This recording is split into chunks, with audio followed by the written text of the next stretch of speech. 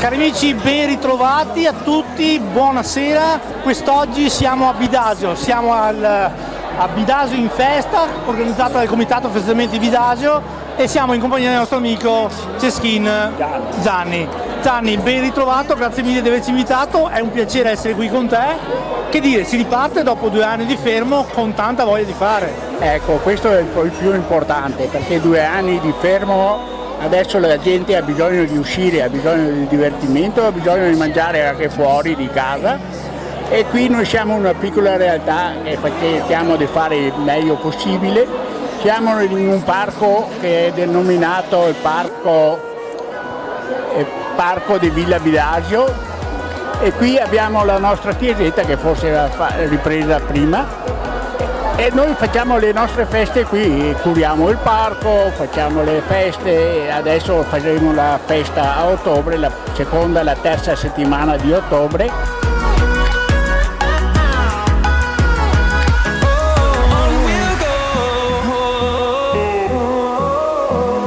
Sicuramente la voglia di partire è stata enorme e lo è anche adesso.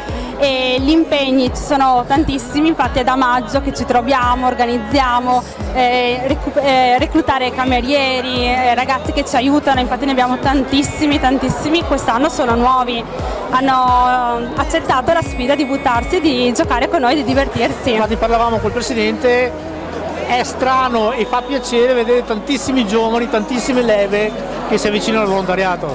Assolutamente, era un nostro punto debole, nel senso avevamo tanta paura di non avere ragazzi giovani dopo 2 anni di chiusura, invece con il nostro stupore tanti hanno accettato questa sfida.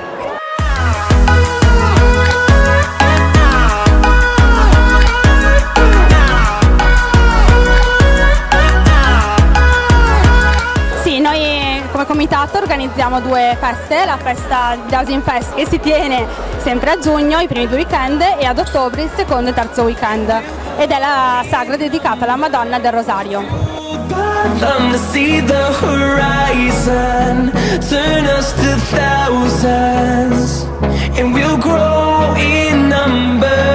Abbiamo visto tantissimi volontari, qual è il segreto per un gruppo festeggiamenti di un paesino piccolo avere tanti volontari? Ecco, il segreto è la segretaria che faremo parlare dopo, perché lei è un'insegnante di scuola e quindi tutti i bambini sotto osservazione li chiamano e vengono, sono felici. A cena sono un po' stanchi, ma durante il giorno sono felici. Quindi un doveroso ringraziamento bisogna farlo, insomma. Questo sì, senz'altro.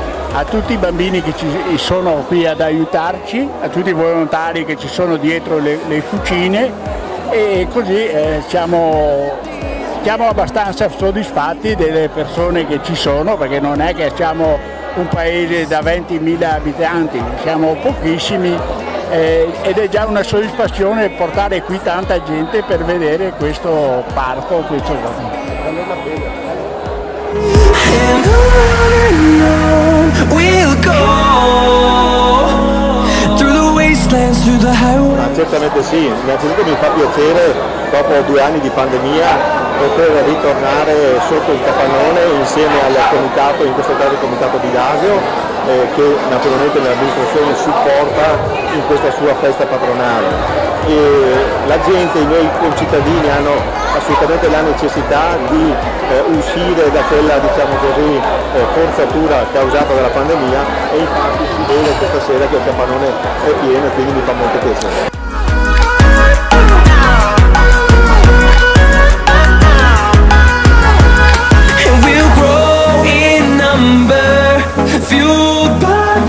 See the horizon, turn us to thousands, and we'll grow.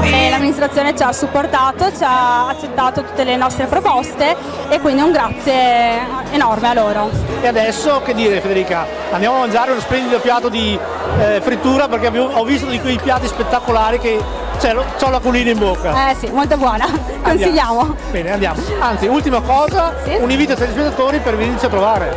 Beh, vi aspettiamo, domani è il nostro ultimo giorno per la sagra, appunto questa di giugno, e se non riuscite a venire vi aspettiamo ad ottobre, il secondo e terzo weekend.